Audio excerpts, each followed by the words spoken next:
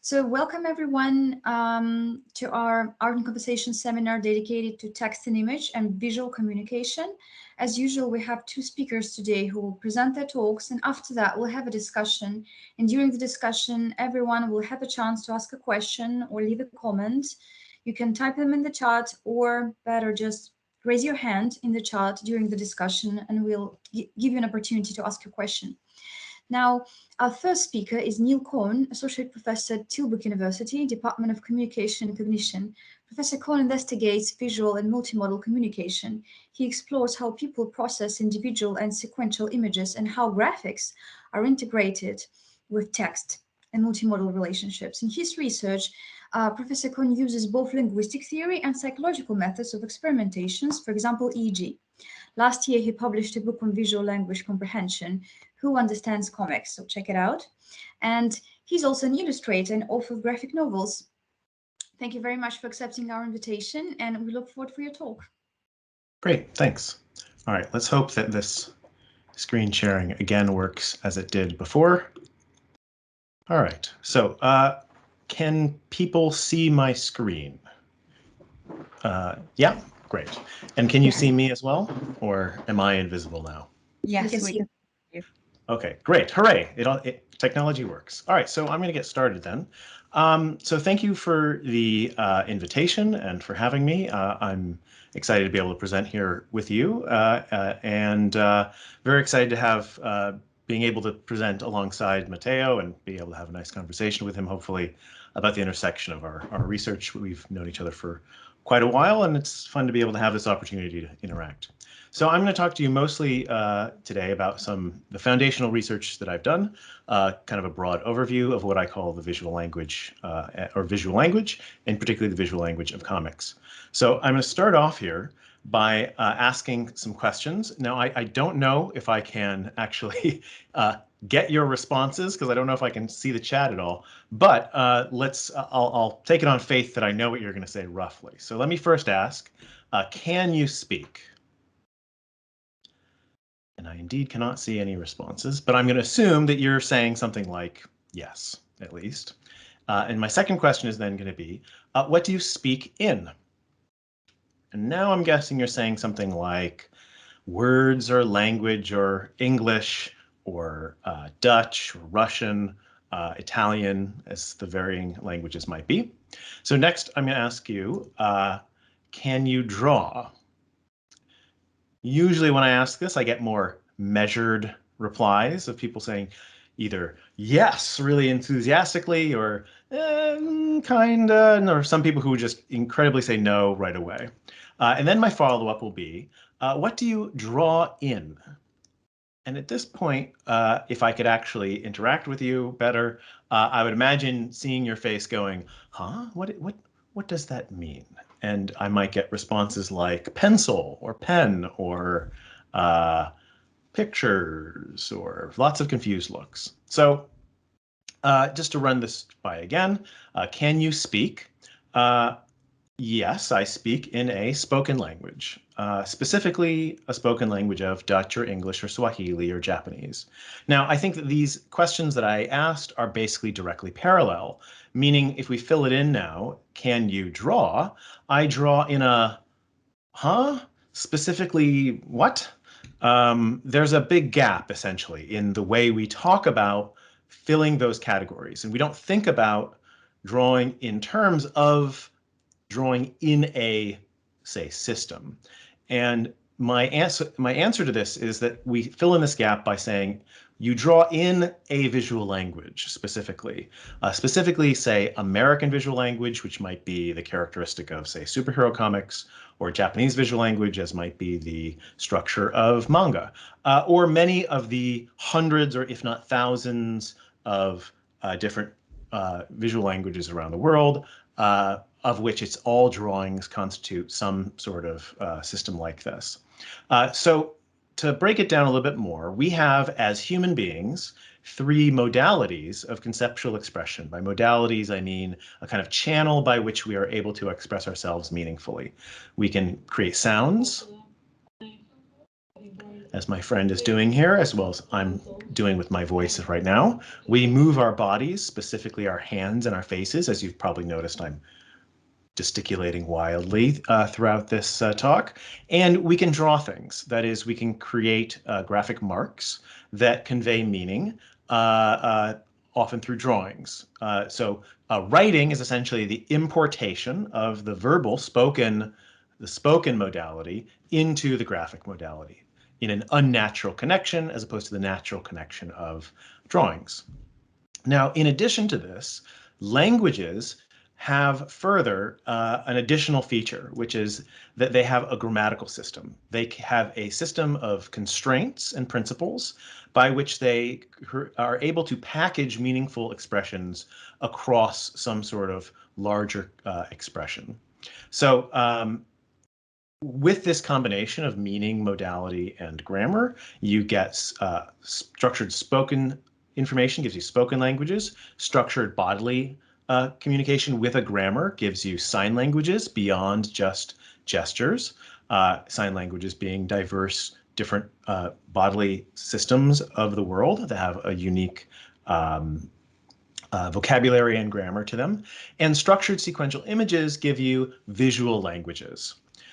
So the primary ingredients for language then is a modality, this channel by which something can be expressed, the meaning that it is attempting to express or is aiming to express, and a grammar, which is the system that combines those meaningful expressions.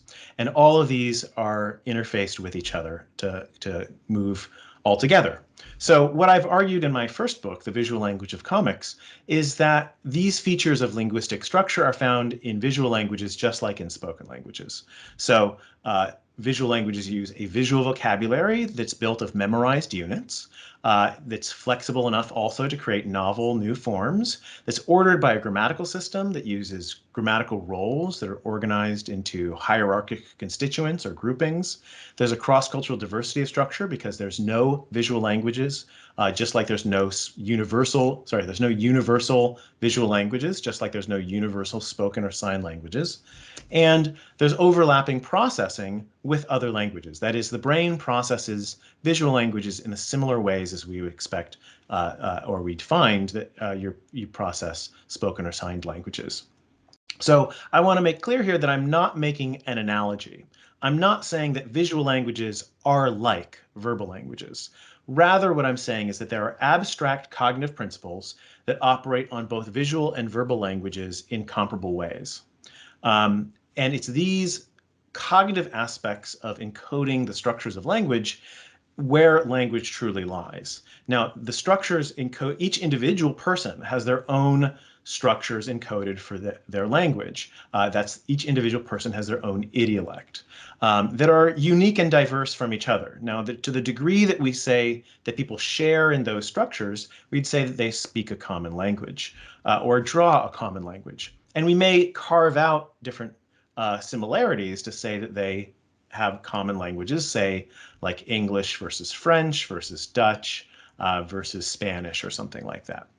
Now, the borders between these languages is not always as distinct as we make it seem, and we tend to talk as if these gradations are actually uniform systems. But in fact, they're graded. In some cases, though, we might have fairly distinct systems, such as the difference between American English and, say, Japanese, which are much more distinct in their structures. Or to the extent that you think they are fairly distinct, the structure of American visual languages versus Japanese visual languages used in manga. And of course, there might be overlapping border cases, like American or North American authors who have been influenced by manga. In these cases, we might also use different words to describe these things. We might call something like this comics, if not everything involved here. You might call something like this manga, and you might call these middle border cases something like original English language manga, which is one of the designations for these. Ultimately, though, the notion of comics or manga are sociocultural contexts in which languages are used. So that is to say, comics are written in an American visual language, the drawn part, and English. just as manga are drawn in Japanese visual language and written in written Japanese. This is the same relationship as, say, novels to English. We wouldn't say that novels are English. In the same way, we would not say that comics are a language. Comics are written in a language, in fact, two different languages at once, the multimodal objects. And if we were to say translate a Japanese manga into English, what you're doing is getting rid of the written Japanese and replacing it with English while retaining the Japanese visual language. You could do the reverse, though. That is, you could keep the Japanese written language and change all of the drawings to look like a superhero comic. And that would be adapting it to become in American visual language instead of Japanese visual language. So just to reiterate, comics are not a language. Comics are written in multiple languages, including a visual language. So to return again to this idea of what is a language, languages have three ingredients: a modality, a meaning, and a grammar. Oftentimes we talk of the relationship between a modality and meaning as the vocabulary of a language. That is, you're expressing different forms, like, say, a word, which is a string of sounds that convey meaning, and you store that in your memory as part of your vocabulary. Now, modern linguistics would also say that grammar might be part of that vocabulary as well. I'm not going to go into that nuance today, but that is something that happens. So in the case of visual languages, our modality is graphics, and a visual vocabulary is a systematic way in which drawings convey meaning. So do we have such vocabularies in visual languages? Well, we do it in multiple different sizes. And there's multiple different sizes of the ways that languages have their vocabularies too. You have morphemes, which are smaller than a word. You have word size information that may have multiple morphemes in it. You could have memorized phrases like mind your manners or take to task. Idioms like kick the bucket, which are a phrase that means something different. You might have constructions that have slots that can be filled in to convey meanings, and even grammatical patterns themselves. So essentially, that is, all of these are part of the lexicon in people's minds. And we see in visual languages, again, lots of different sizes of lexical items. So at the smallest level, you might have something like this. These are all hands drawn by the same comic author. This author is actually Jack Kirby, who is one of the most influential comic artists of the 20th century. And you see the same pattern reflected in hands by other artists like Jim Lee or Erik Larson. And here they all are drawing fists. So these are all systematic patterns that are encoded in the memory of these authors for the way in which they draw open hands or fists in certain positions. You find these same sorts of patterns, of course, a lot in manga. For example, the way manga draw eyes or head shapes or noses or mouths, etc., all come down to these visual vocabulary items. So the aggregate of all of these patterns is what makes up a visual style. So to the extent that all of these different images here are recognizable, indexing different places and different locations and different time periods, they are reflective of the visual language group that creates these patterns. These different visual vocabularies then are what define essentially the graphic style of whatever drawing you're looking at. And they're made up of these little bits and pieces. You also find drawings that are patterned in a larger way. So even though you find the same sorts of things here with, say, the hand shapes or fists across most all of these images, you also see that the poses of these main figures are essentially identical across this. And this is the way that one of the poses that Erik Larson, the comic artist who drew this, encodes people punching. So it's both at the larger level of a sort of stored information, but that larger level might have either variable parts on the inside or might be using those systematic parts as well. And you also find sort of unit level memorized patterns, such as a big head schema of ways that comic panels might encode heads, patterns used for showing newscasters, people reaching back to punch, all using the same basic schema, showing the scope of a gun that has essentially a slot to be filled by whatever's being looked at, whether it's a gun or binoculars or telescope, etc., and many other sorts of pattern templates like these. You also have the same sort of patterning formed by the basis, often using the basis of famous images. For example, comic covers might then have homages based on those covers. In these cases, those covers become the basis for a stored lexical item for these creators on which they can then riff. And this is how many memes happen, or homages. And what happens in many cases to create a more abstract lexical item is that simply the origin of that is lost. And now all you know is that there's a template that is used repeatedly without knowledge of where the reference comes from. There's also ways that languages combine information in meaningful ways by attaching small parts onto larger parts, such as affixes, like to make the word dog plural, you add an S at the end. In all of these cases, you are adding graphic elements to a more stable large one, whether it's the elements that float above somebody's head or a speech bubble or these things on the foreheads or a motion line. Another technique might be replacement, such as sing to sang, changes the vowel. In these cases to create a past tense. In these cases, you're all replacing part of the body, whether it's hearts for eyes, or the whole body for the Scream face, or half of Spider-Man's face for his mask. These are all replacements. And you can also repeat things. In the case of salad, this is a repetition for focus. So I'm going to eat, I don't want to eat potato salad, I want a salad. Now I'm using repetition to create some sort of meaning. And the same thing happens here by repeating figures over and over again to show either motion or double vision or shaking or something like that.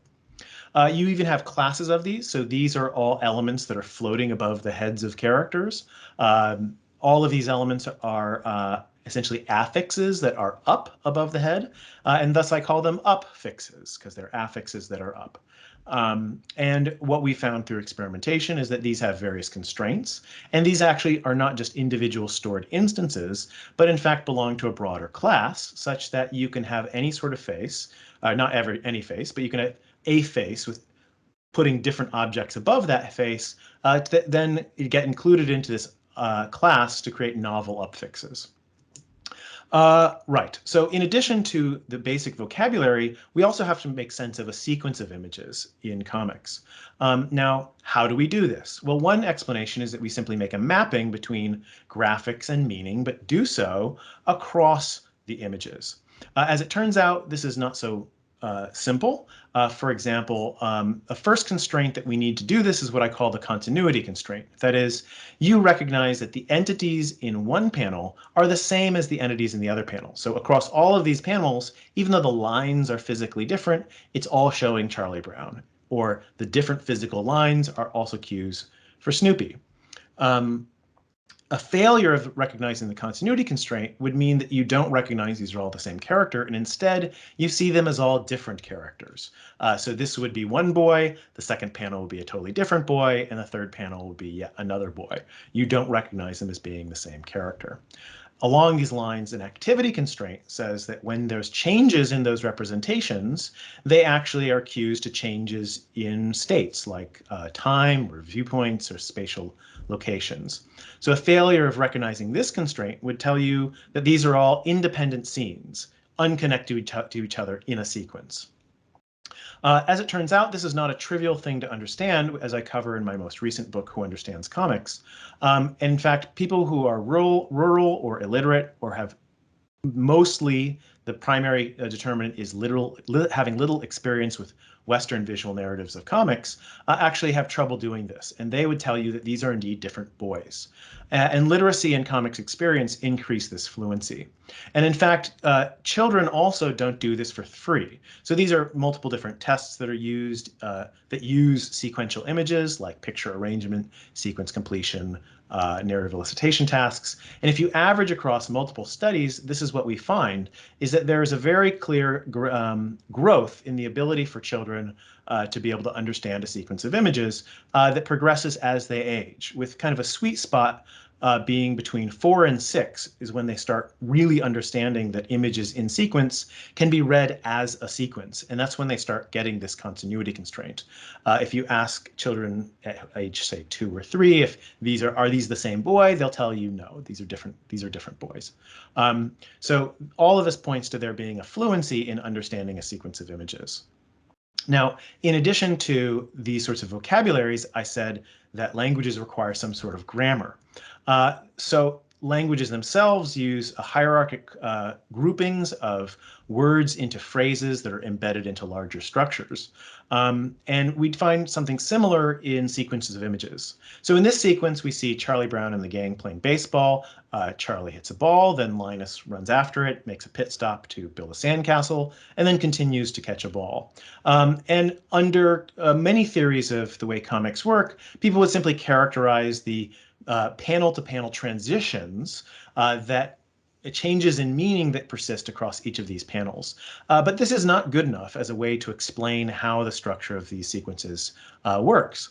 For example, you might notice on careful examination that this panel here is almost identical to this panel here. And in fact, these panels are bracketing this sequence about sandcastles, which you can see a little bit better if we rearrange the layout to just be a linear sequence. And what you might notice here is that, in fact, this sandcastle sequence is essentially an embedded clause. It's a sequence about sandcastles stuck inside a sequence about baseball. And you can see this if you separate them out. So the baseball sequence can exist perfectly fine on its own, and the sandcastle sequence can exist perfectly fine on its own. And what that requires is that no matter how long that middle sequence gets, you're still going to have to connect those outer parts. So you need to have something beyond just linear relationships. And as I've argued, there is a hierarchic system of narrative structure or narrative grammar that allows you to do that. And I'm not going to go into the details, but with this hierarchic structuring, you're able to then highlight the ways in which this embedded clause can be embedded within. And in fact, you can delete it just fine, and you're able to connect the elements of the outer part. And you can also delete that outer matrix clause to just retain that embedded clause, and it works just fine. And in fact, when we do studies of the brain, measuring people's brain response in understanding sequence of images, what we find is, in fact, the same brain responses, the same brain waves. This is measuring the electrical activity of the brain. You find the same sort of brain responses as you to the manipulation of this narrative grammar as you do to the grammar of spoken languages or written languages. So in summary, what we find then is that visual languages involve a mapping of a modality to meaning in patterned ways across different visual vocabulary items, which serve as the foundation for drawing systems. These can be ordered using a structured grammatical system that guides the structure of a sequence of images.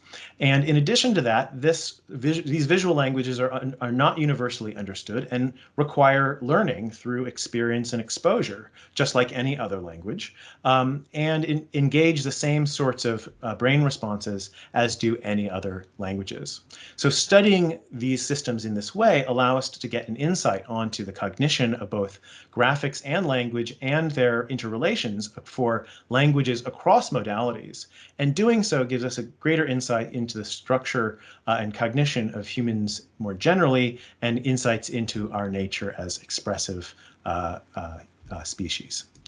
Thank you for your attention, and I welcome any questions you might have. Thank you very much, Neil, for such an interesting talk. Before opening up with questions, we are gonna introduce our second speaker for today. He is Dr. Matteo Farinella. Matteo is a comic artist and illustrator, which has also a PhD in neuroscience. He's the author of Neurocomic, a book published with support of the Wellcome Trust, where he first combined his scientific expertise with his passion for drawing. From 2016 and 2019, he was a presidential scholar in society and neuroscience at Columbia University, where he studied the role of visual narratives in science communication, creating cartoonscience.org, and collaborating with the Data Comics project. He recently joined the Zuckerman Institute, where he is a scientific multimedia producer. Matteo, thank you very much for joining us today. You can share your screen now, and we look forward to your talk. Thank you. It's a pleasure to be here. So let me try my screen. Okay. So yeah, it's really always a pleasure to see Neil applying the scientific method to comics. It's so exciting for me, given my background. So you can see my screen and you can hear me. Yes, thank you. All right. So yeah, since Neil gave you this like scientific overview of comics, I thought basically my role is to do the other way around and ask what can comics do for science and science communication in particular, which is my field.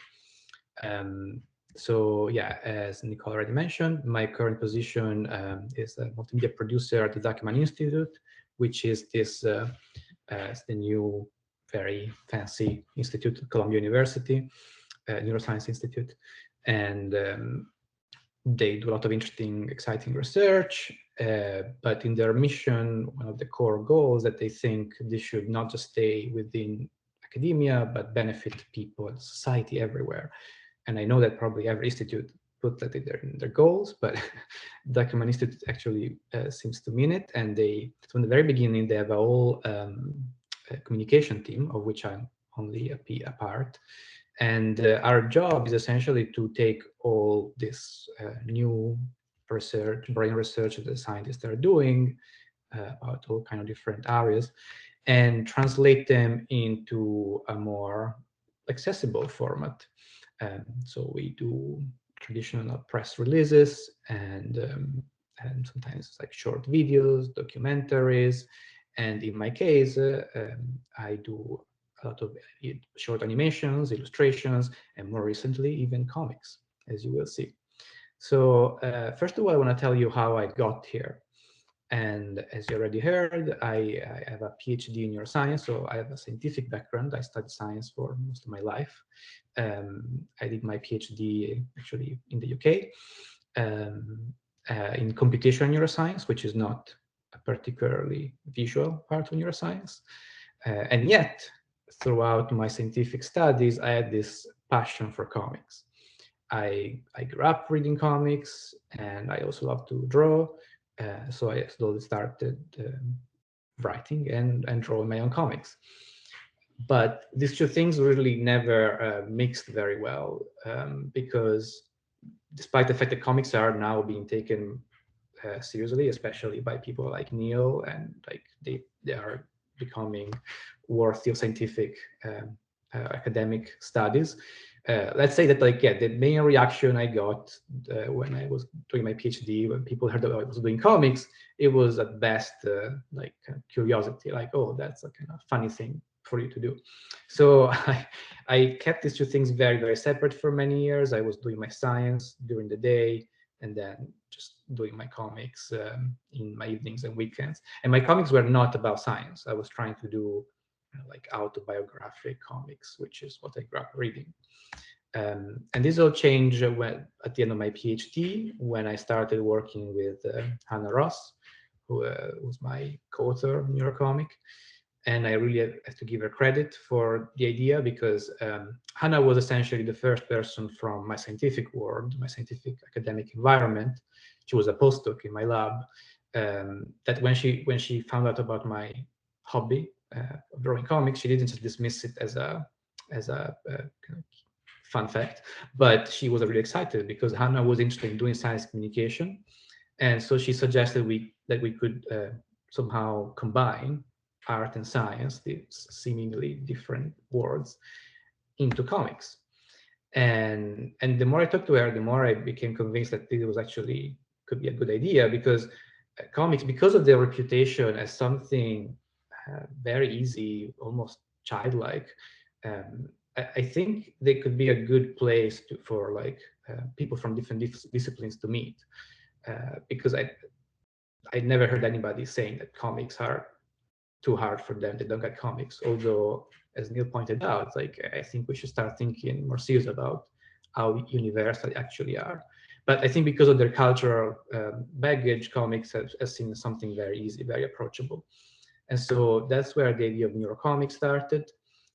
This was my first book, published with support of the Wellcome Trust.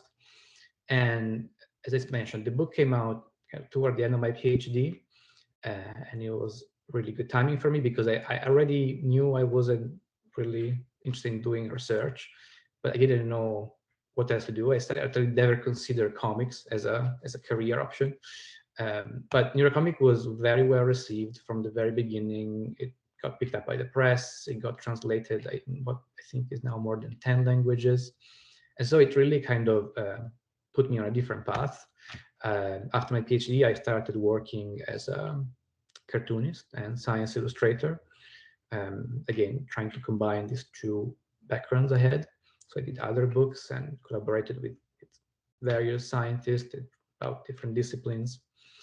But also, given I am still a scientist at heart, I couldn't help wondering, like, why was I doing this thing? Why comics seem to be so much more effective than, let's say, the papers I was writing during my PhD. And so I spent 3 years at Columbia University, thanks to this Center for Science and Society scholarship, to really try to answer this question. And it's not like I came up with a magic formula, but I think I highlighted some important elements of comics, which I want to tell you about, and I think are particularly useful when writing about science. The first thing is storytelling, and this may seem obvious. It's not exclusive to comics. Every science journalist knows that if you want to make a science story compelling, you have to find a good kind of personal story. And this is, like, I think something comics are very good at. This is an example of, like, a new series we just launched at the Zuckerman Institute. It's they're like very short 6-panel stories about how people got into neuroscience. And I think comics are great at this because these are, again, very simple personal stories. They certainly don't elevate to the level of a documentary. It would be very hard to find material for documentary, but also, yeah, as a text, I think it wouldn't be quite as interesting. But comics, I think, can make them really more relatable and more engaging for people to read. So this is the main, but I think the first use of comics. That's why a lot of science comics have been about famous scientists, kind of biographies of famous scientists. But there is a problem here, and the problem is that if we focus on people, we stay very focused on the more like medical biology fields. And this is a general problem in science communication. It's very hard to tell stories about what I think of the two ends of the spectrum, like the very large, very deep time, or the very small, the microscopic. Just because as humans, we are not used to think about the scales. And it's very hard to find a central character in complex things like climate change. And I think here's where comics have a sort of superpower, and is that you can actually make up characters in comics. And this is something that many comic scholars like Scott McCloud pointed out, that most comic characters, some would argue the most successful comic characters, are extremely simplified. And this is not just because cartoonists don't know how to draw it better. It's a deliberate strategy because, again, McCloud argued that this character become more universal. So you can create this almost proxy for the reader to experience these stories as if they were their own.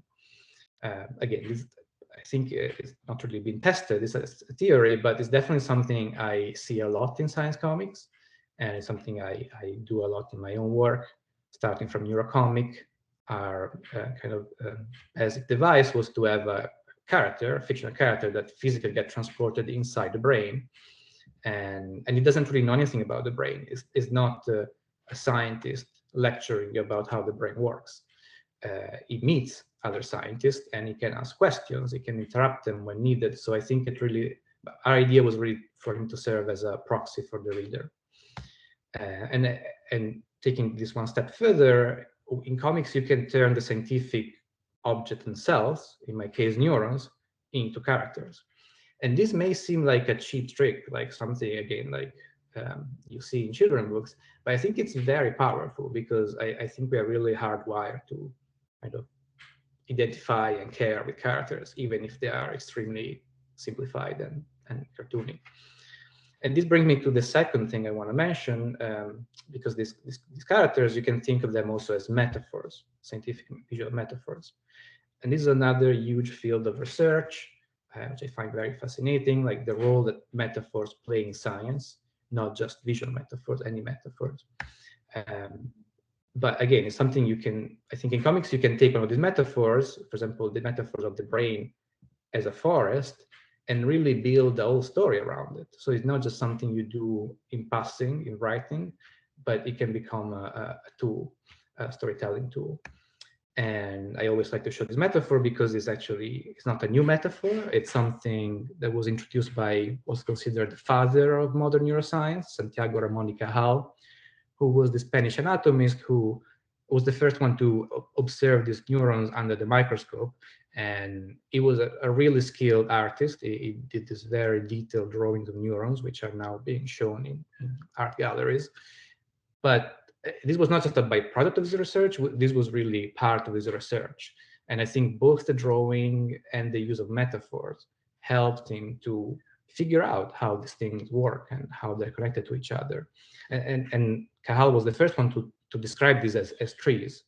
And this is so intrinsic into neuroscience, this metaphor, that we still talk about dendritic arbors and branches and spines, all these words, all these scientific terms which are derived from this metaphor. And another place where metaphors, I think, are very useful, visual metaphors, is graphic medicine, which is this kind of related field of both doctors and patients and medical practitioners that use comics to kind of explain the subjective experience of patients. And in this case, we have, it's a great example because I think we have so many invisible symptoms. I mean, invisible from the outside, but let's say, like in this case, like numbness of half of your body, or mental symptoms like bipolar disorder. And you can see how these artists, I think, very often resort to visual metaphors to show this experience. And it's something that I don't know if would be quite effective with words. The third thing I wanted to mention briefly is design, which is something you may associate with comics, but from what you've seen from Neil's talk as well, when you go beyond the single panel, beyond the single character, the comic page is highly designed, and the best comic artists really put a lot of thinking in how you break up the story into panels, how the panels are arranged. And if you take this to an extreme, like I always like to show these two together. One is like a page from Chris Ware, Jimmy Corrigan, which is admittedly one of the most experimental cartoonists out there, and just a textbook figure from neuroscience. And you can see how comics can, I think, really borrow a lot of the symbols and tradition of diagrams to tell stories, to tell complex nonlinear stories, which is what we often have to do in science, jumping from one scale to another, connecting different theories, different ideas. And this has not been done too much, but I've been working with this group, Data Comics, which is led by Benjamin Buck at the University of Edinburgh. And they are essentially arguing for comics as a data visualization tool, and trying to, similar to what I'm doing, they're trying to study what can comics bring to the field. And so with them, we did things like, for example, identify some basic, some common layout of panels, from the most linear comic strip to more non-linear, open-ended layouts, and try to think how this could be used when presenting data. And just to give you an example, we took this traditional infographics, very abstract infographics, and tried to redesign them as what we call data comics. So this could be another use, I think, of comics, which again is kind of a new field, but I think there's some potential there. And finally, I don't usually talk about this too much. It's more like a recent thing I started to write about. But since I'm representing the arts here, I guess, I think it's important to point out that comics and visuals in general are not just a way for science to stand out. And unfortunately, I think that's how they've been often used so far, as a sort of like magic trick to make science more colorful and appealing to people. I mean, comics are very good at that, for sure, but comics and art, this term sci-art in general, I think can do much more than that. So for example, some interdisciplinary scholars have pointed out that the whole field, they kind of review the history of this term sci-art, which I think is very fascinating. And how it was actually started in the UK by essentially a welcome trust competition, as use a funding scheme.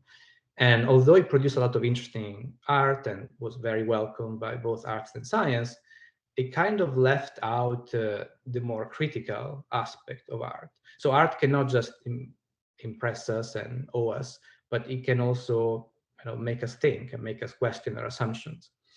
And I think this is not very often done in the field of comics and sci-art in general.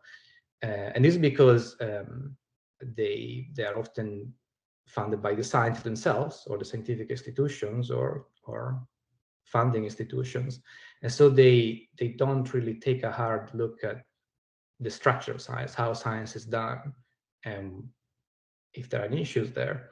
And it's a shame because I think comics, besides the more popular superheroes or manga trends, they have a long history of counterculture, like self-published zines, and a long history of social political commentary. Magazine like Mad magazine or Raw magazine, and more recently the Nib. Comics are very good at kind of, I think, looking at power and and criticizing when needed. And so I think it will be another very interesting application of comics that unfortunately we haven't really seen, with some notable exception, which I'm always happy to point out, like comic by Sophie Wong for Free Radicals, and this one Beyond the Scope by Max Easton and Titi Nagy, published by Science for the People, which is an organization I'm very proud to be involved with. And so, yeah, I would like to see more of this kind of comics. But yeah, it's hard because, again, who draws the comics, who has access to the science? So yeah, this is all I had, but I'm happy I want to leave plenty of space for questions and debate. And if you want to follow me, these are my accounts. And if you want to see my work for the Zuckerman, you can follow the Zuckerman Institute online as well. Thank you very much, Matteo, and to both our speakers for such interesting talks. Matteo, I think if you would like to turn on your camera again so we can see you, because unfortunately, sorry, I forgot about that. Automatically. But yes, we usually kickstart our discussion asking our speakers to comment each other presentation. And I just would like to remind that, of course, everyone is welcome to pose their questions. So please raise your virtual hand and we'll invite you to unmute yourself, or write your question in the chat and we'll read it aloud. So Neil, would you like to start responding to Matteo's presentation? Sure. Well, I'm familiar with Mateo's work already, and of course I'm in agreement with most everything he says about the effectiveness and benefits of science communication. I don't want to date myself entirely, but I started as a comic artist before I was doing research on these things, and I actually would in college sometimes turn in comic versions of class essays as a way to do this. So I was on board with this idea I don't want to say quite how long ago, but quite some time ago. And yeah, and I think it's certainly something that is worth encouraging and promoting the greater use of education broadly in terms of graphics and comics and nonfiction graphics, no matter what you're calling them, whether you call them comics or not. And I certainly think that there is discovery to be done within the course of making them, and as I am doing myself, studying them in and of themselves. I think, as Matteo hinted at, I think that there is also room, though, to reflect on the assumptions that we have about what they are doing and how, and who understands them and how, as has been like a major focus of mine over the last several years of this idea of fluency and the assumptions that we understand images for free and universally, and or especially sequences of images we understand with no learning. And it just seems that's not true, which then begs the question of if we're going to be having, if we're utilizing the effectiveness of comics in science communication, that effectiveness is probably most available for people who already have that fluency. And so what you find in the research is essentially typically that the people who benefit the most and kind of get the most out of these sorts of science comics are also the ones who have the fluency to begin with. So there's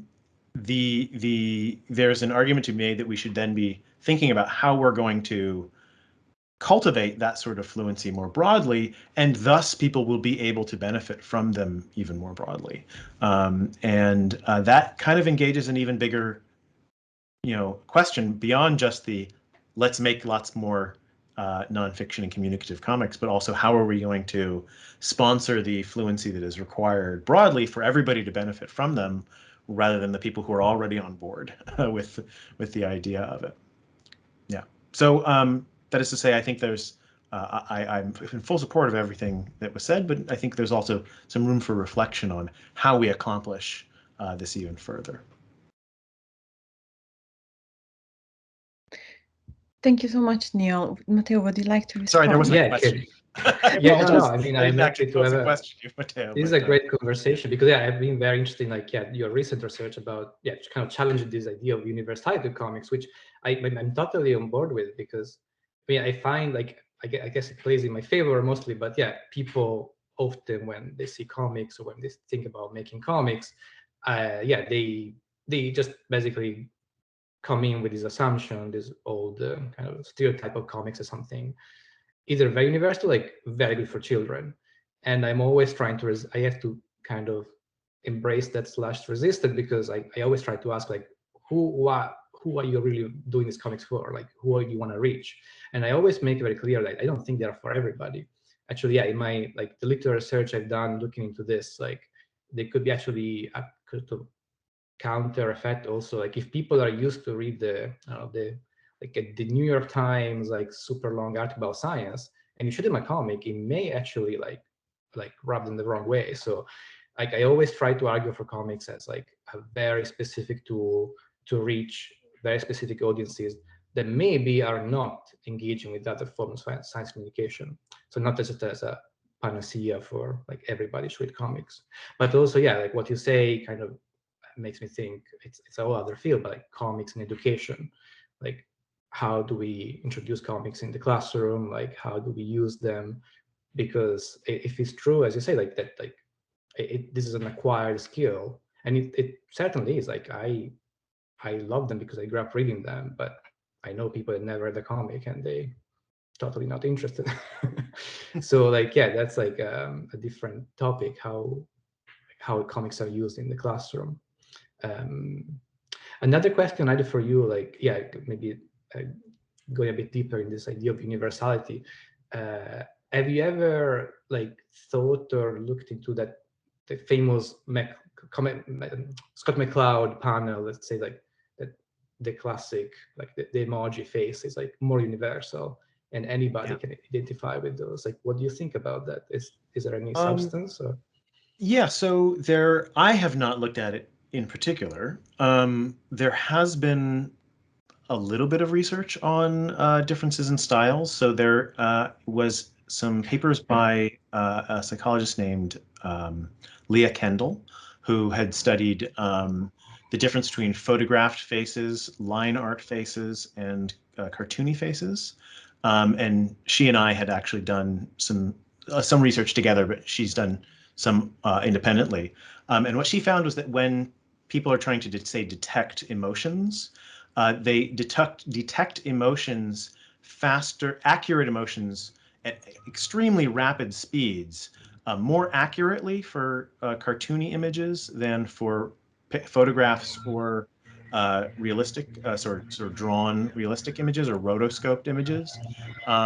So they are more quicker processing, essentially. And then the second thing that you find with them is when they measure the brain response, people are indeed faster at processing.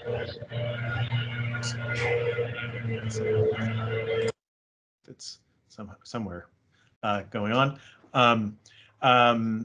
So there is a little bit of research on this that doesn't necessarily speak to the sort of narrative, like the capacity of identification in terms of like how you feel connected to that character. I know there was a Korean study from like 15 years ago that looked at this, that claimed to have some research like this, but it's not something that's been investigated in huge depth entirely. My personal idea in connection to this is that the effectiveness of these cartoony images is a categorical one, essentially. So that the more cartoony something is, the more kind of visually prototypical it is.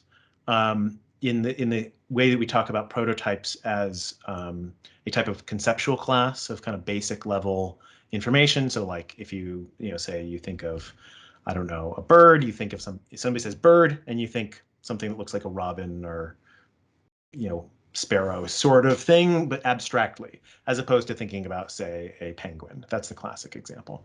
And so I think a cartoony face kind of evokes more prototypical conceptual information than a more realistic face, which is going to be less prototypical. And I think that scale then hits different sorts of a range of that categorization. And that's my instinct about that distinction as much. I'm less sure about the kind of identification in terms of like, oh, I really feel like I am one with this character because they are drawn cartoony. It might be more about the type of narrative that it is. And I do have a counter question, or thought to share there, which is that you were talking about reaching different audiences and who your audience is in science communication with comics. And one of the things I wonder about is whether the different creators should be more sensitive to the nature of their audience within the works that they're creating. And a couple examples come to mind. The first one is if you're creating comics for kids, you're going to have probably a more simplified structure across many of the dimensions that you are using, both in terms of the written language that's being used, but also in the visual language that's being used. You're going to probably have things that are more straightforward. And if we're conveying things in science communication where we want to be kind of optimally, the goal is to be clear and articulate about it. I wonder if the kind of inclinations for many comic artists to be experimental and interesting and do really sort of playing with the medium qualities, if that's actually working against the capacity to hit a larger understandability to a broader audience. And if there's a tension there between, say, the communication side of science communication and the artistry side of arts communication in a way. Yeah, for sure. And I apologize, but I think the noise is here. So if it gets too loud, let me know. But yeah, no, I think these are all great points, and it's definitely a difficult balance because like you go into matters of style as well. But yeah, I always identify much more as a science communicator than an artist. So like I am always very happy to, like, yeah, as I said before, like my goal is always like the first thing I do is like try to think who's this comic for, who are we trying to reach and why, who's the audience, which is what science communicators do. rather than just, I mean, sometimes I guess I do some drawings because they're really fun to do, but but they not be the most effective. And I think, yeah, ideally comics would become, even like science comics would become a more nuanced thing. Like in the same way, there is no like one style of scientific writing, right? Like there is like, you can have like a short press release, or like the very long like thought piece about science, like, or the more personal stories. Like these are all different styles of science writing, and I think we need to see different styles of science comics for different audiences about different subjects. They may, yeah, their effectiveness definitely changes. Great. Thank you very much, both. I can see that questions are lined up, but I have just a little comment because I noticed that both of you are talking about comics in comparison to art, and something that came to my mind. Also, Matteo, you mentioned Chris Ware, and there's a quote I love from him that he says that if a viewer sees a piece of artwork and doesn't get it, it thinks that, oh my God, I'm stupid, I'm not getting this. Instead, someone reads a comic and he doesn't get it, said, oh, that's the author, that is not very good. So I wondered what you feel, and what is your what would be your take on this, thinking about, you know, the audience and communicating a certain communicating scientific data to different audiences, and thinking about comic as a form, as an artwork, as a form of art, and what makes it specific. Is it the medium that is usually quite embodied and intimate, and usually like a comic is in a book and is a physical object, or something that is easily accessible on internet if we're thinking of web comics? So yeah, I love that quote because I think it's very true, and I think this is linked to maybe the history, the tradition of comics as something. I don't know how to define, but like something very democratic. Like it doesn't take much in terms of tools to draw a comic. Just need a piece of paper and a pen, which is great. It's what I love about comics. Like I think the barrier for entry is much lower, and similarly maybe like it is true to some extent that like especially if you grew up reading comics, like it's much easier to read a comic than read a long article. I mean, even for me, like I definitely, if I start a comic, unless it's really bad, I'm not gonna put it down. If I start to read like a 8,000-word article, as interesting as it is, like as interesting as the science is, I'm gonna need some motivation to finish it.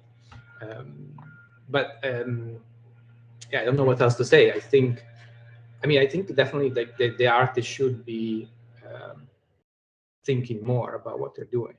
And maybe at the moment, science comic, because it's still a very niche thing, it's kind of like the first thing that comes to mind when you think of a comic. So yeah, we haven't had like the Chris Ware comic experimenting with the medium, or thinking about journalism. Like we haven't had like a Joe Sacco of scientific comics, like really like doing in-depth interviews and kind of like having a more journalistic approach to science.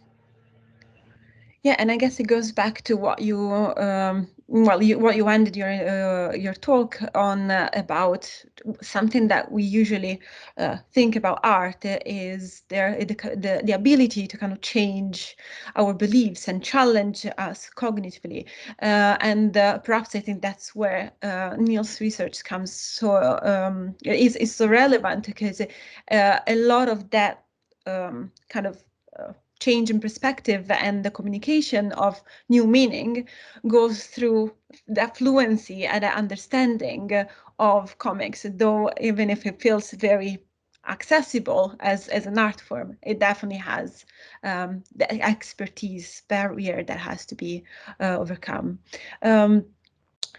I can see that Marina has a hand raised, so perhaps I'm gonna pass to her to ask her question. think I just have a question about visual metaphors, basically to both of you if you want to reply, but mostly to Matteo because he mentioned that during his talk. So the thing is that in psychology, at least, we mostly investigate linguistic metaphors, but metaphors, of course, do not only exist in linguistic form, they're also visual metaphors. And the question is, do you think that visual metaphors are created differently? For example, the metaphor about the forest, which you showed, how did you create it? Do you think that all visual metaphors are created by simply translating linguistic metaphors into visual form? Or maybe they can be also created differently? Do you think that the mechanisms which underlie the way we perceive linguistic and visual metaphors, whether they are distinct or the same, is there anything a visual metaphor can communicate that linguistic metaphor cannot? Just all these questions because I am really interested in visual metaphors, but they're much less investigated compared to linguistic ones. So just how you create something which you want people to perceive, not literally, but metaphorically. Thank you. Yeah, no, metaphors is really kind of one of my favorite subjects. I could have given a talk about visual metaphors. I'm sorry about this noise. Does it give out of feedback? Can you still hear me? That's the downside of living in the American countryside. There's always leaf blower or someone mowing their lawn. If it's bad, I can try to move to a different room. But anyway, metaphors, visual metaphors, something I would love to see more research, more thinking about, because I think initially they are probably very similar to linguistic metaphors. Like it's at least the first idea comes from that. But then I think visual metaphors can kind of stretch more. Like you can really, like a linguistic metaphor, like if I think, again, I'm not the writer, but if you introduce it and you like keep it up for a paragraph, and like it's a lot already, like you can't really keep it up for a whole article. It becomes kind of, I don't know, silly or confusing. But I think visual metaphors lend themselves really to creating more like of a setting, like the forest in your comic. And then I know, I think they give structure to the understanding without being too much in your face. So they are a bit more, they are larger but more complex, but also in a way more subtle. That's my intuition, but I don't know. Yeah, I'm sure Neil has something to say. I can add a little bit about that. So I actually have several colleagues who do research on visual metaphor. Joost Schilprud and Renske van Enschat here at Tilburg do this. And one of my PhD students is actually focusing on visual metaphor. I guess you could call it visual metaphor, but across sequences of images. That's Bean Klomberg, one of my PhD students. And there is a very rich literature, particularly in both like advertising and about cartoons and comic strips and political cartoons, especially. There's been quite a lot of literature about visual metaphor. Charles Forceville is another one who has written quite extensively about visual metaphors. And what you do find in the at least limited research on the neurocognition of visual and verbal metaphors is that you find that they do seem to engage similar brain mechanisms, and they tap into similar things. And I would say that it's not so much that there is, in the same way that I would say there's not like an analogy between the notion of a visual language and a verbal language, but rather there's a shared sort of way in which they are structured. I would say the same thing is true of metaphors, which is that it's not so much that visual metaphors are using the same things as verbal metaphors, but rather both of them are tapping into the same sorts of conceptualizations, and this happen to be emerging in consistent ways. And there may be, like you said, some ways that visual metaphor is more optimized to the visual form than verbal metaphors. But they oftentimes are tapping into similar sort of metaphoric frames, we might call them, to speak of sort of conceptual metaphor theory type conceptions of this, is that they have often a similar basis. And I think that speaks to them as kind of not being about the particular modality that they're being expressed in, but metaphors are an aspect of the way in which our conceptualization works and the way meaning works, and it just happens to manifest into different modalities. Thank you both very much. Yeah, thanks. Thank you both. I can see, Karen, you wrote a question in the chat. Would you like to ask directly the question? Well, it's really just more amusing as they were, as you both were chatting about,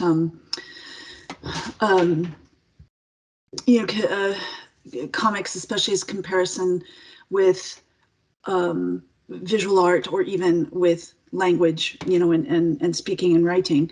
It just got me thinking about other genres, and it's not necessarily a question, other than I'm wondering if you've considered some of the theories that you were tackling specifically with comics, as it might relate to other art forms, other genres of art, and if that's a theory that might be expanded, and a thread carried through.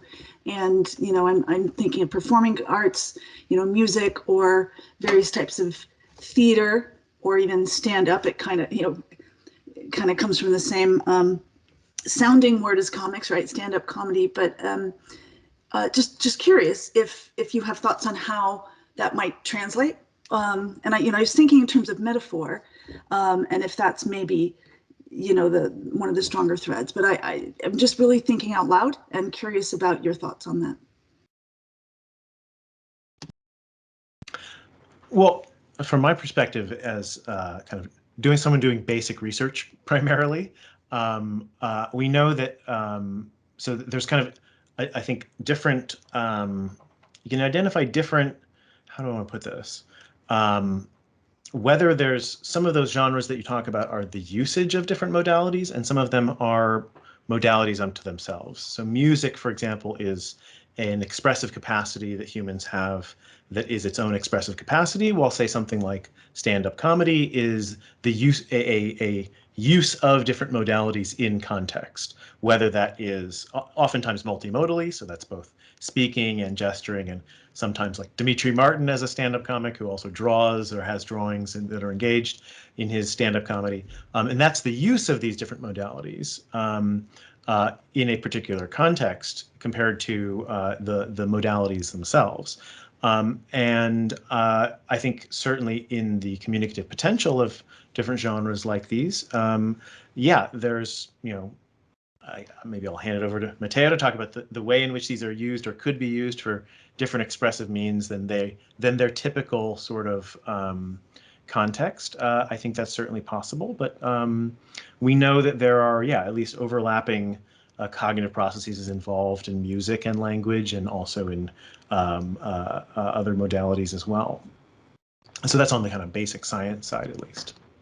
Yeah, on the communication side, I mean, I'm not an expert in any of this, but yeah, if you're interested, there are definitely kind of subfield of science communication, like stand-up science communication. Music, actually, maybe not so much. It's really hard. I mean, just the first thing that comes to mind is that they are more reactive, like they are like more in the moment. So like you can really, like, you have to read your audience and like kind of adapt your strategy based on them. Maybe stand up more than music, but yeah, also live music. Comics are a very slow format. I feel like like you really have to like plan it all ahead, and that's why I think it's really great that people should think a bit more carefully about what they're doing, like Neil is doing, because we definitely have the time to like consider different characters, consider different metaphors, and try to really like think it through, like how is this going to play with our audience, like what's more effective here, how much can I push this metaphor.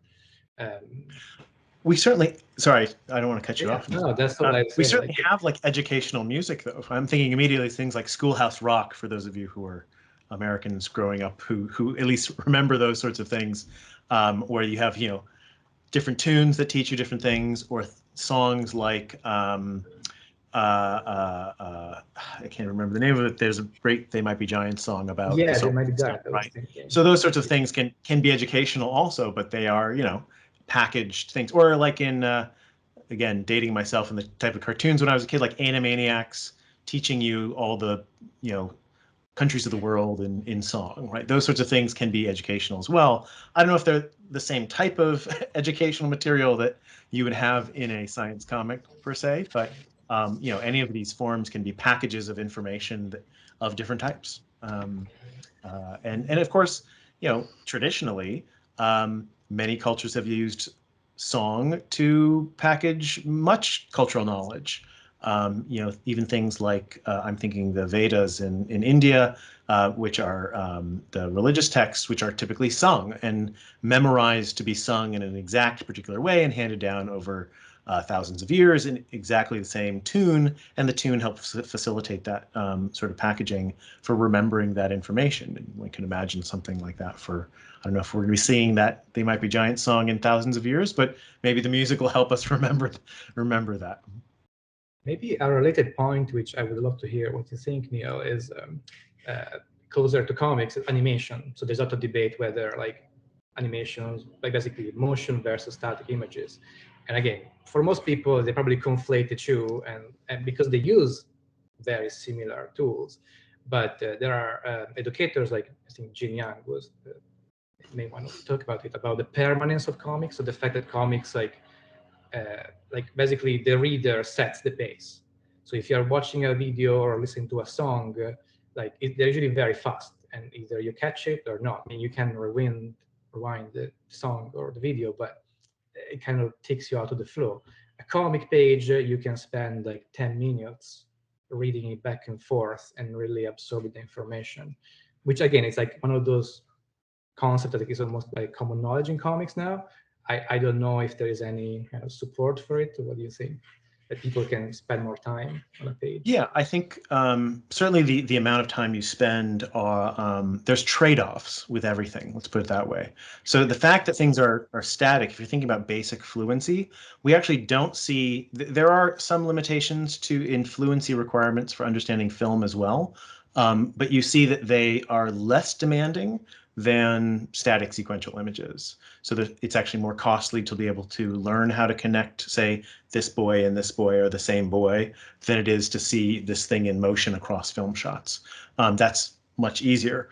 But at the same time, and there's trade-offs in the demands, right? So like, if you know that you're not going to be able to spend as much time, you're going to focus on more pertinent things as it moves quickly.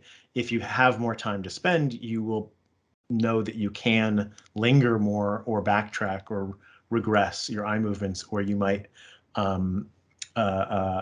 devote more processing in the moment, for example, or less in the moment with the ability to go back.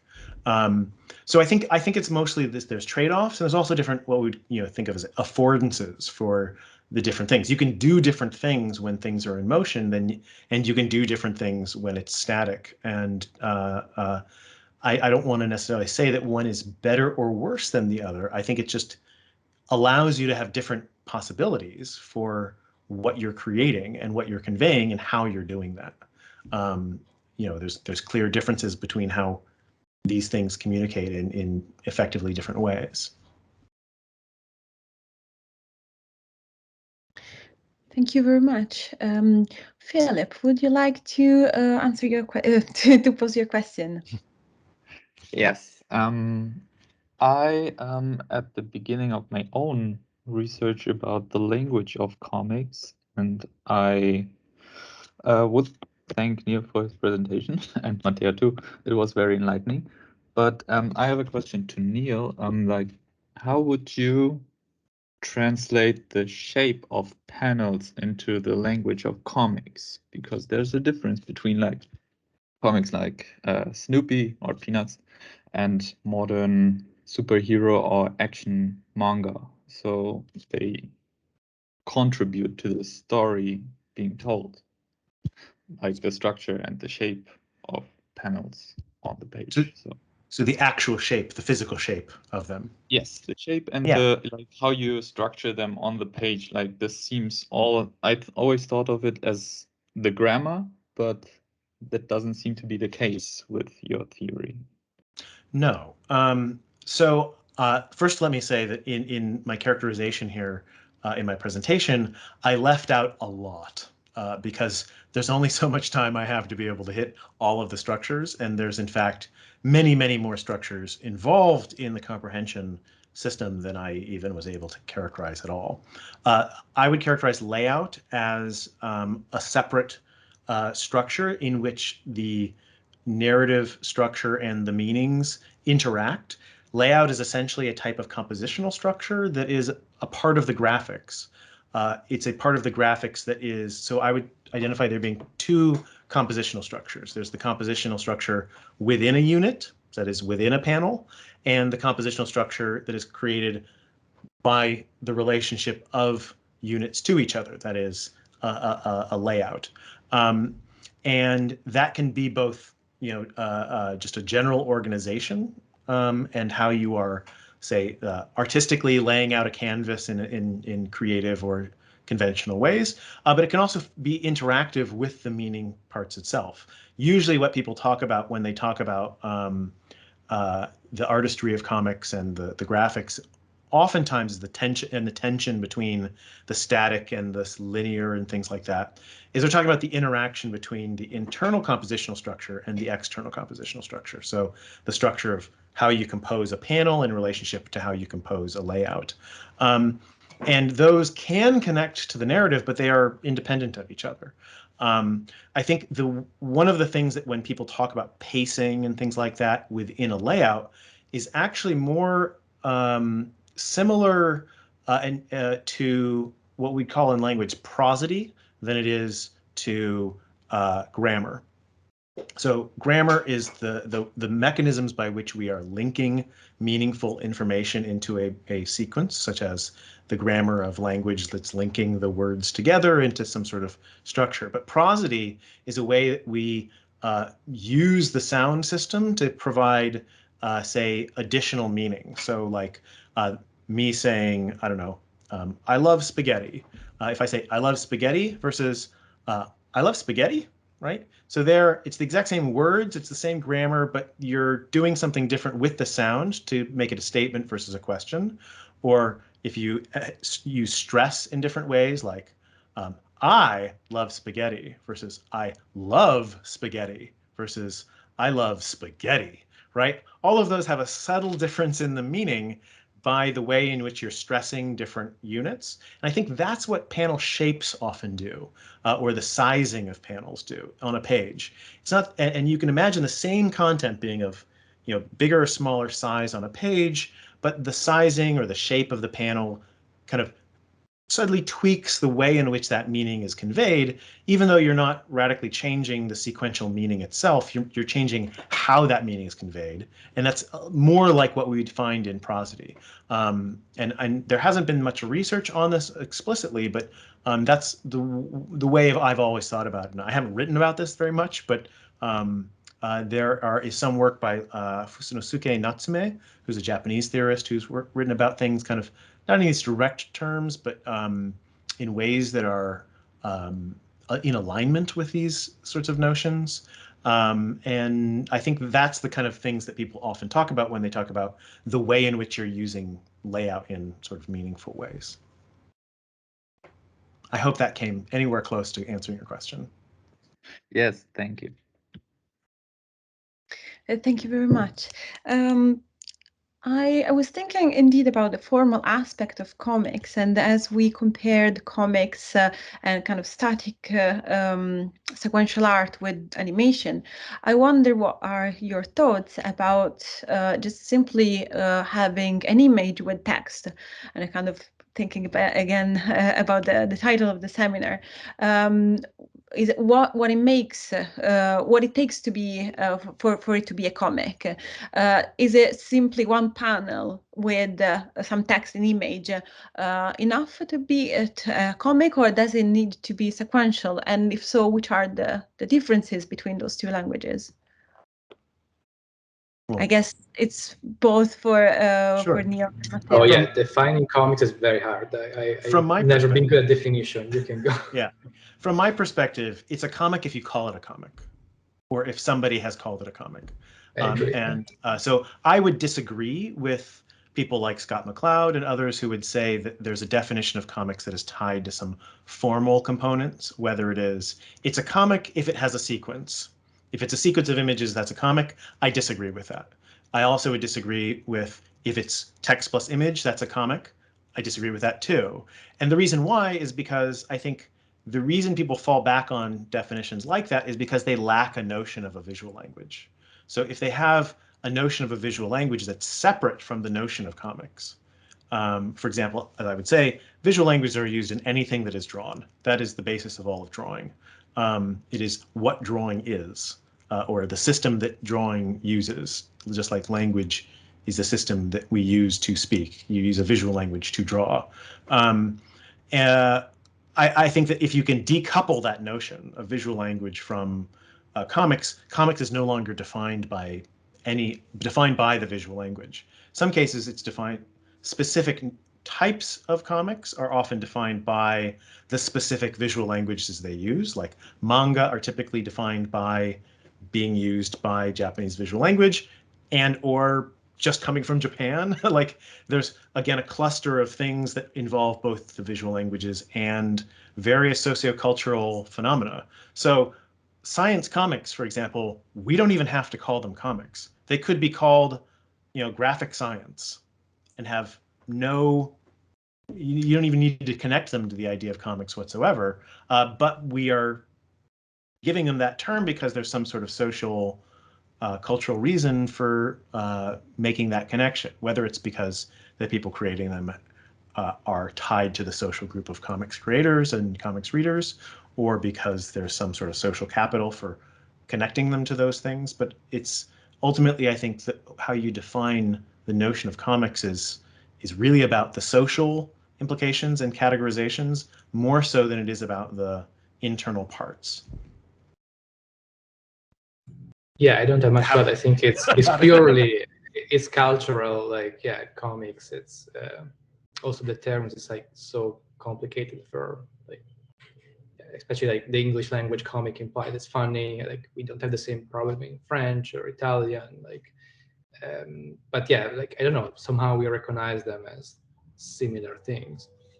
For me, yeah, I agree with Neil. Like in the end, it's just graphic science. Like I like it because it's not even a new thing. Like science has been using visuals to communicate the results like since the beginning of science, however you define science. So let's not get into that one though. That's yeah, please. But yeah, it's not that much of a stretch. It's just like for me in the end, it's just a way to communicate science, and I'm very flexible on definitions, what you use and why. So according to your point of view, basically, if we think about it on extreme, simply like a written word could also be considered a comic because it will be something drawn. So is it simply the kind of embodied kind of gesture of drawing something that will make it a comic, and therefore, well, this a visual language, according to what you're saying? That's hard. There have been comics that have had no pictures and have been only had text. The key to what they usually have is panels. It's usually panels with words, but of course then you have the reverse. So you have abstract comics, which have no words, often pictures that are not representational. And to me, I think what is actually the biggest sort of internal structural cue that people use to say this is a comic, again, I think it's a relationship there, that there are structural elements and then you give a label to it, but they're not defined by that. I think it's a layout. I think the thing that people think is most comic-like is a layout. And that's what they most look at and think, oh, that's like a comic because it has panels arranged in some sort of way. Even if they're empty or they're filled with words, only words, or if they're filled with non-representational things, they say, well, that's like a comic because it has this sort of layout to it. But I think, again, it really comes down to whatever label either the author gives to it or other people give to it, or it's a social category. Yeah, as usual. Yeah, I would agree. I mean, it's just a single word on a piece of paper, even if it's handwritten, maybe like that's too much for me. I couldn't call it comic. But yeah, but then at the same time, like there are comics as Neil said, without pictures. The same way there are comics purely visual without words. So why? Yeah, I don't want to prioritize visual over text. I think that the layout, like having a more complex structure than just one word or one illustration, that's really the threshold. And maybe that's what Scott McCloud and others were kind of hinting at when they talk about sequential. Maybe the sequence doesn't really matter, but the fact that there is more than one of these things and they have a relationship with each other.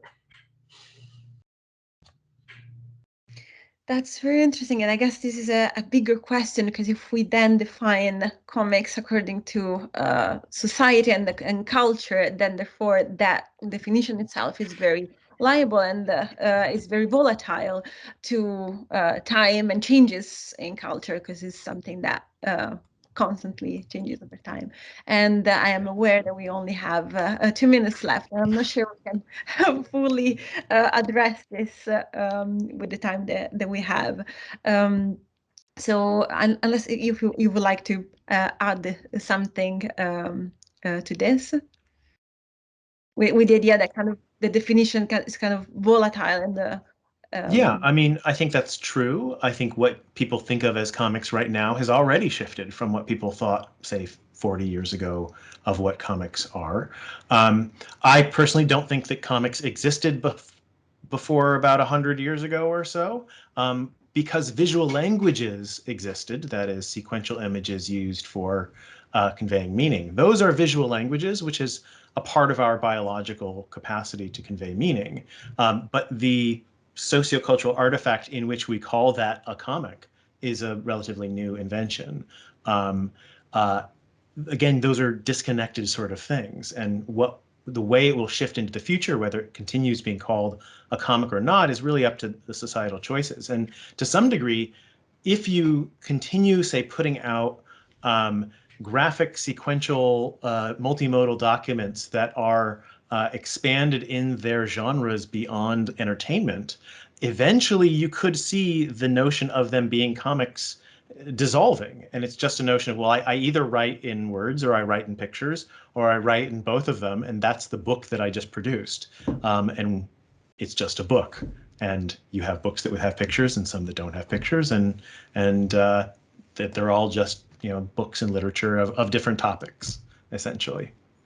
And then the idea of comics fades away entirely, which might be sacrilegious to some people, but I kind of like the idea, in fact. What a way to end the seminar about comics. I know. Sorry for everybody I offended, but it truly makes it more just about human expression and conveying, using all the ways that we have to convey our ideas to each other. Yeah, and perhaps science has to develop its own visual language to communicate. Yeah, perhaps it's a very good point to end, kind of an open point to end this seminar. So I'd like to thank you very much to both speakers for your contribution. And Marina, would you like to just remind us our next seminar? Yes, thanks a lot. Our next seminar will be next week, next Friday, and we'll discuss cinema and how we cognitively and emotionally engage with it. So I hope to see you all there. Thank you very much. Thank you very much again. Goodbye. Bye, everyone. Thank you. Goodbye. I'm gonna stop the recording.